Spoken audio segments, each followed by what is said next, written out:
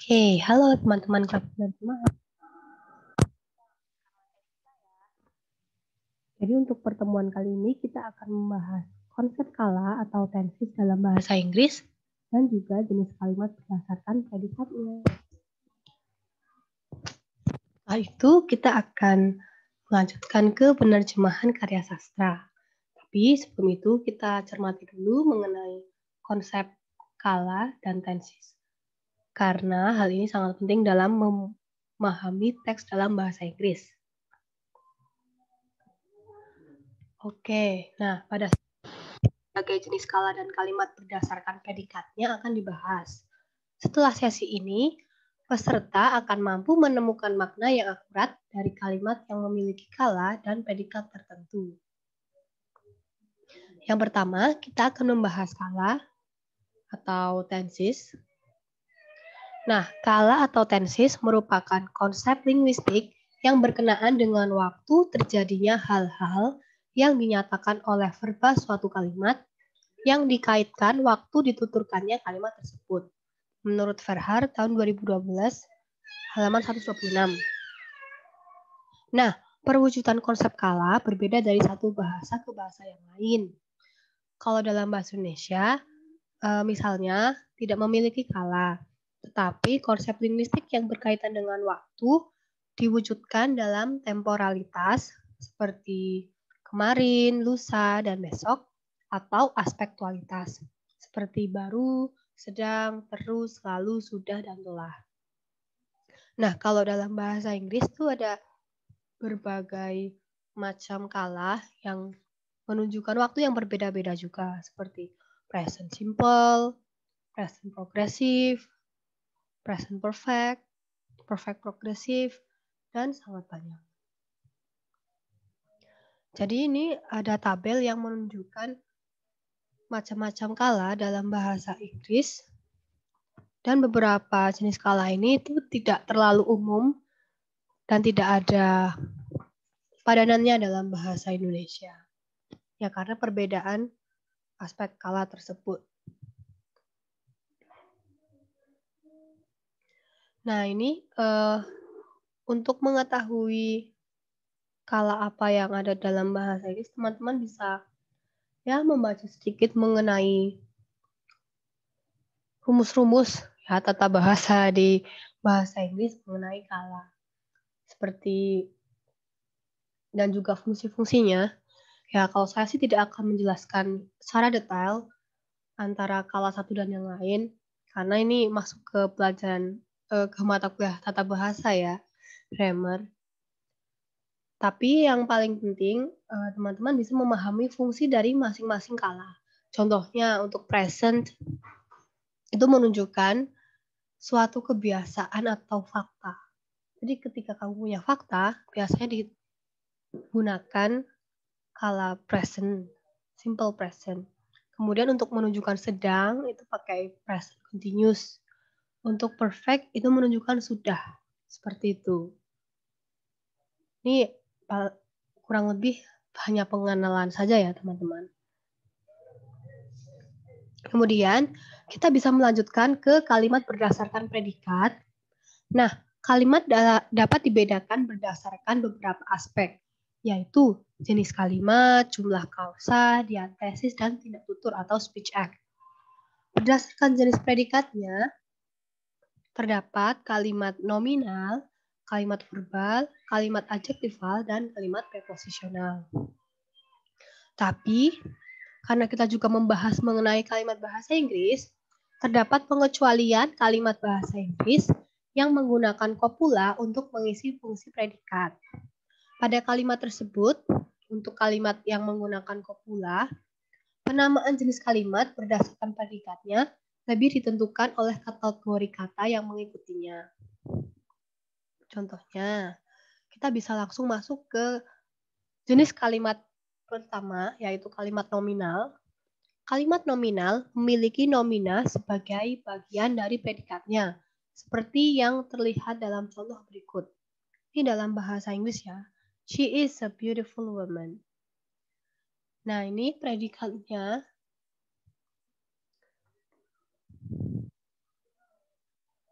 Nah, ini. Dan dalam bahasa Indonesia, pemilik mobil ini adalah orang kaya. Nah, jadi kalau dalam bahasa Indonesia, predikatnya orang kaya itu merupakan frasa nominal. Seperti itu.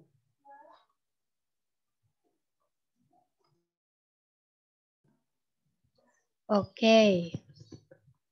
Nah, kalau dalam bahasa Inggris, subjek dalam kalimat tersebut adalah she, merupakan pronomina, kemudian is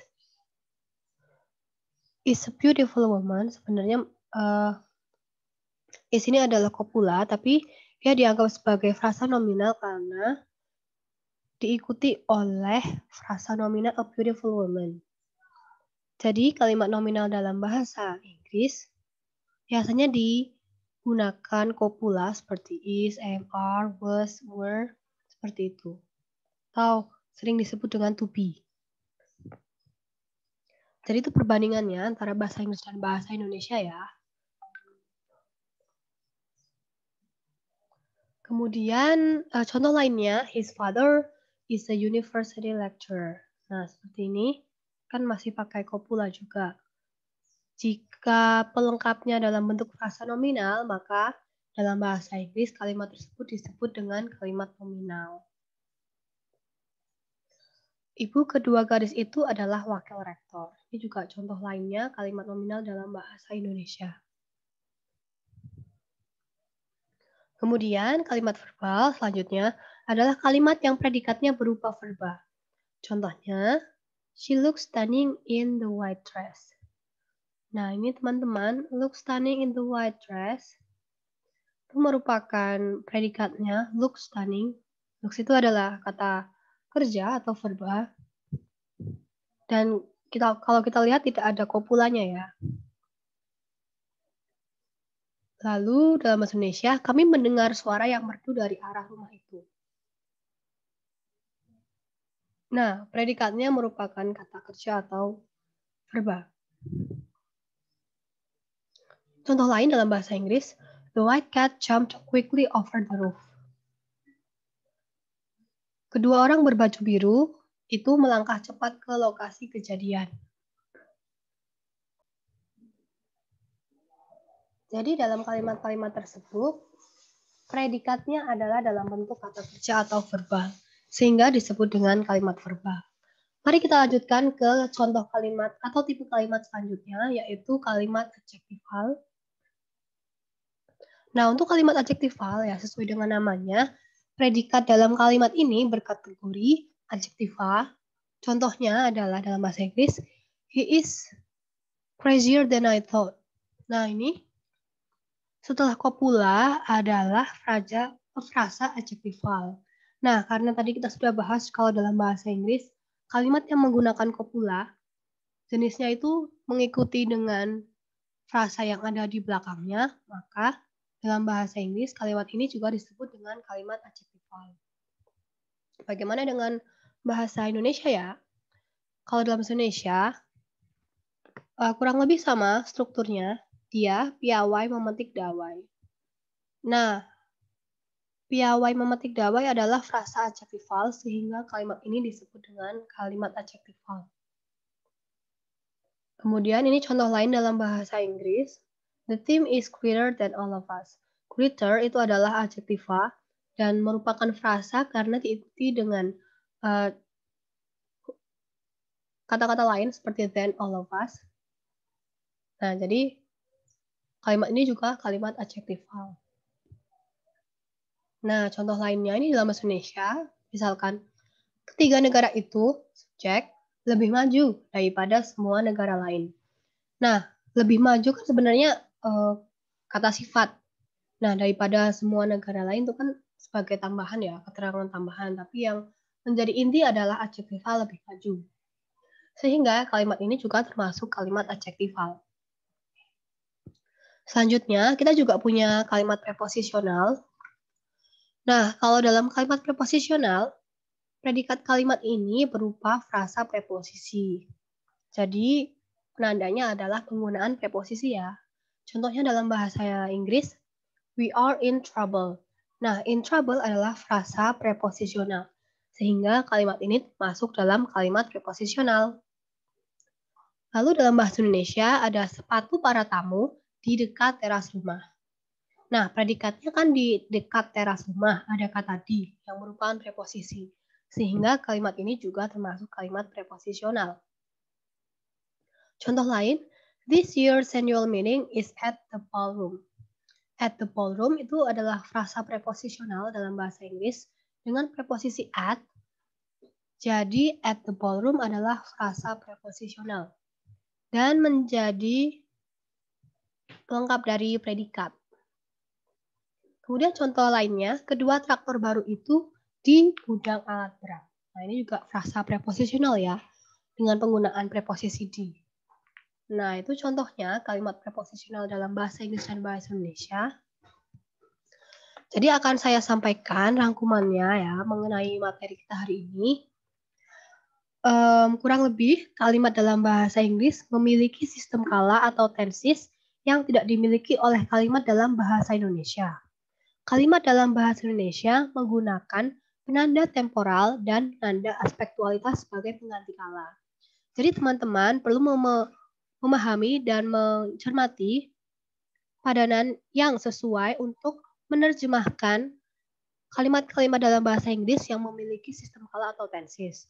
Kita bisa menggunakan penanda temporal seperti keterangan waktu atau penanda aspektualitas sebagai indikator kala dalam bahasa Inggris.